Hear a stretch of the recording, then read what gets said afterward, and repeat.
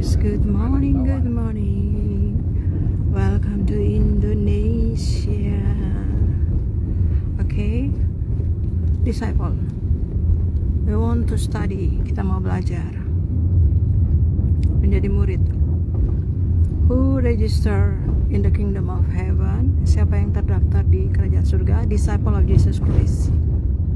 If participant the church, peserta kebaktian, the visitor of the church, pengunjung kebaktian, and the watcher, penonton, and then the good listener, pendengar yang baik, the good listener of the word of God, pendengar firman Tuhan yang baik, kayak friendly, yang ramah, and polite, sopan, and good, yang baik.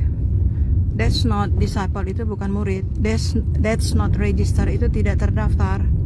Yang terdaftar in the Luke chapter 10, yang terdaftar, yes, yang terdaftar di buku kehidupan itu disciple of Jesus Christ, who do like Jesus do, yang melakukan seperti yang Yesus lakukan.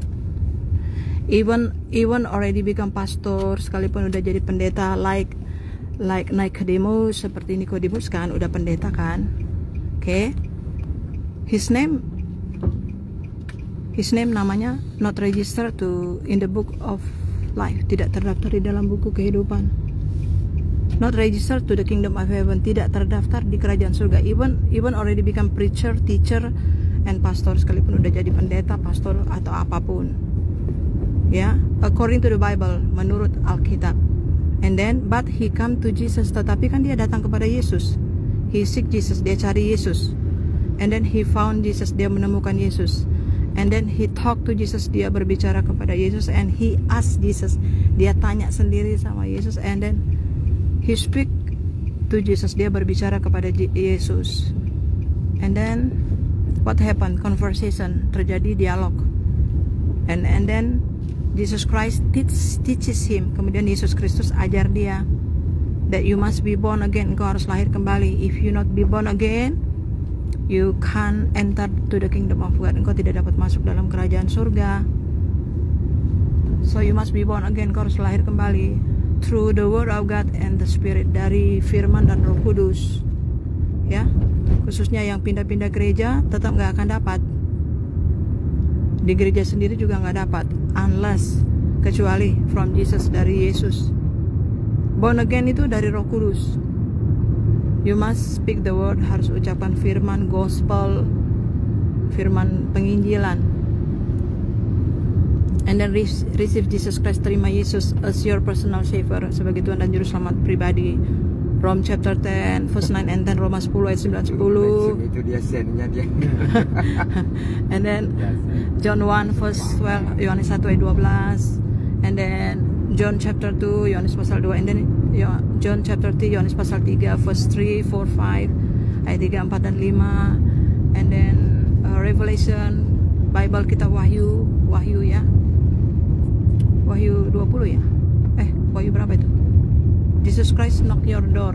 Yesus knock your door. Yesus mengetuk pintumu, your heart, pintu hatimu. You want to receive him? Apakah engkau mau menerima dia? You must open your mouth, buka mulut, confess Bible, scripture, ucapkan firman Roma 10 ayat 9 10, and then pray according to that scripture, berdoa menurut firman itu, and then receive Jesus, terima Yesus, invite Jesus enter to your heart, undang Yesus masuk ke dalam hatimu, over and over, berulang-ulang, until you can feel the touching of Holy Spirit, sampai saudara bisa merasakan zaman Roh Kudus, terus sampai until you can find him, sampai saudara bisa merasakannya. He touch you, dia menjamah saudara dengan kasihnya, until cry sampai menangis. And then you confess all your sin, kemudian Anda akui semua dosa-dosa Anda. That's the touching of Holy Spirit.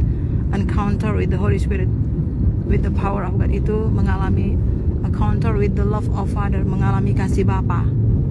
That's born again, itulah lahir baru kembali. If not, kalau enggak, your name is not written in the book of life, namamu tidak tercatat dalam buku kehidupan.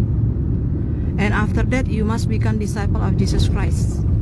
As long as you live on this earth, selama hidup Anda harus jadi murid Kristus. Even your name already written in the book of life, sekalipun namamu sudah tercatat di dalam buku kehidupan, you must faithful, harus setia ya. From now, dari sekarang ya. Jangan nanti kalau ada apa-apa baru cari pendeta, oh keluarga saya dia gembala, bapak pendeta, itu nggak dapat. Dari sekarang bertobatnya, dari sekarang. Lukas 16, dia bertobat di alam maut, dia ada di neraka. And 5, his 5 brother, 5 saudaranya juga sedang menuju ke neraka. Ya, jadi dia bertobat, dia orang kaya, dia bertobat kan. Baru dia suruh Bapak Abraham kirim pendeta, injili keluarganya. Bukan saudara yang injil keluarga saudara, bukan pendeta saudara ya. Ya, jangan jadi bos, harus jadi hamba. Kalau jadi bos di neraka juga jadi bos. Perintah-perintah itu Bapak Pendeta Abraham.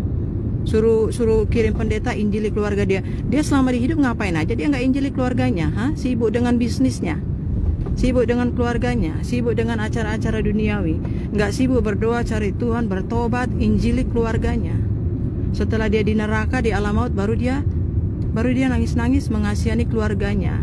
Baru dia jadi pendoa, baru dia mau jadi penginjil, baru dia teriak-teriak mengandungi, dia kasihan sama keluarganya. Terlambat sekarang ya. Kalau memang cinta sama saudara biar nggak masuk ke neraka, sekarang injili sampai mereka jadi murid Kristus. Muridkan 1, ajar 2, lakukan. Suruh orang lain lakukan 3 itu. Orang lain nggak bisa lakukan sebelum Anda dulu lakukan. Sebelum kita dulu ya, kita dulu. Ya, gitu. Itulah supaya namanya tercatat di dalam buku kehidupan. Yes. Banyak orang tidak ajar ini. Tidak ajar bertobat, salib, surga neraka. Kenapa? Takut nanti jemaatnya keluar dari gereja, pindah gereja, takut. Lebih takut jemaat itu keluar daripada dia sendiri dibakar. Dia takut ditinggalkan manusia. Ujung sana kita belok kiri, Bang. Tapi ini kiri, iya. kiri. Tapi nggak takut Tuhan. Ya ini sudah sampai. Yes, Wahyu 20 kalau nggak terdaftar dilemparkan ke lautan api. Ya. Kalau nggak terdaftar ya dilemparkan ke lautan api, Wahyu 20. Coba nonton Blessing Church preachingnya ya. Oke, God bless you. Jesus Christ love you.